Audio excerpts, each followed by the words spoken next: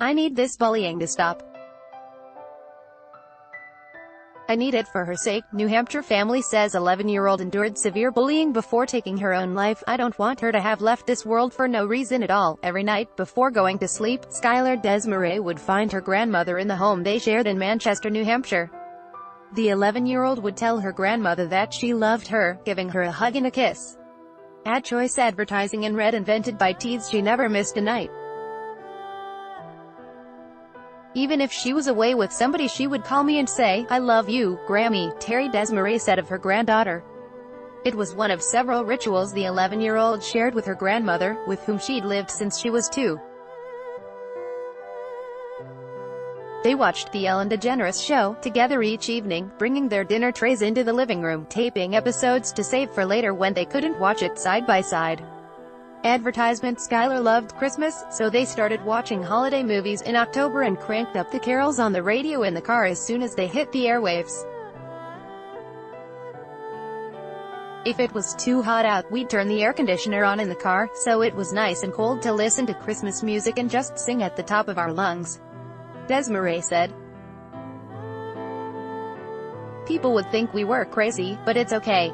It was fun. It was our thing. July 4th was another favorite holiday. Desmarais and her granddaughter would scout the listings of the fireworks displays in the paper and would drive between the surrounding towns, going to up to 4 different shows surrounding the holiday. This year, Desmarais stayed home. She said she just couldn't go see the fireworks without her granddaughter. Skylar took her own life weeks before, on June 20th, after struggling daily with depression and anxiety that her family says stemmed from severe verbal and cyberbullying by classmates at school. "I just want her back," Desmarais said. "I don't know how to live without her. She was the type of child that wanted everyone to be happy." Skylar seemed to have easily made friends until within the last year and a half, her grandmother said. Advertisement: She really started to have a hard time, Desmarais said of the 11-year-old. She never wanted to get anyone in trouble. She was the type of child that wanted everyone to be happy, and she would make sure they were happy even if it was her pain that was inside. She couldn't let people know that. She had to make them happy all the time. The bullying started in the middle of this past school year, while Skylar was attending Parker Varney Elementary School, according to Desmarais. After the family moved within the city, the 11-year-old was given the choice between continuing at Parker Varney or transferring to Highland Goffey's Falls Elementary School, which she did. Skylar's father, Michael Desmarais, suggested that maybe a new school would a good chance to start over, her grandmother said. It was worse, Desmarais said. She saw her granddaughter, who loved drama class and singing, become more and more withdrawn. She wanted to stay in her room more and draw, Desmarais said. That's how she vented. She drew, and the pictures she drew started getting more dark. She's always gone to therapy, so I asked her. I said, "Sky, what's going on?" And she said, "Nothing, Grammy. Everything's fine," and I could just see it wasn't. The Manchester woman said one day she noticed marks from self-harm on her granddaughter's arms. Skylar eventually told her how bad the bullying was, but she wouldn't tell her the names of the classmates. Advertisement: She has always just been loving, caring, never said the word hate to anyone in her life, Desmarais said. Never said it to anyone or about anything. The 11-year-old didn't want her classmates to get into trouble, her grandmother said. Skylar didn't want to tell me a lot of stuff, but one of things that was brought out was some kids on the bus and at school said, "If I had a face like Skylar Desmarais, I'd kill myself," the grandmother said. Once it was in her brain, Desmarais said her granddaughter couldn't forget it. Separate of the bullying, the 11-year-old and her family had already had a difficult year. Last June, Desmarais said one her sons, Skylar's uncle, died of a drug overdose in their basement.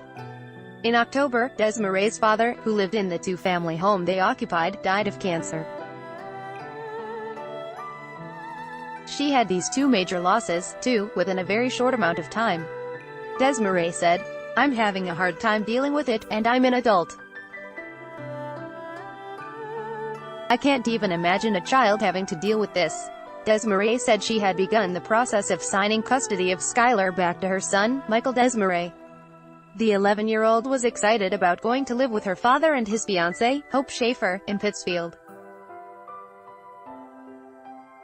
The Manchester School District told Boston.com it could not answer specific questions about the bullying Skylar's family says she experienced. Our whole community is grieving over the tragic death of one of our Highland Goffey's Falls students, and we feel for the family, who is struggling with this unimaginable loss. Out of respect for the privacy of our students and their families, and to comply with both state and federal law, we cannot provide a specific response to comments about the student being a victim of bullying. We have an exceptionally caring and dedicated staff working to ensure that services are in place for the students in our community. Suicide is a complex issue, and research informs us that one issue rarely results in a suicide death, rather it is often a combination of factors.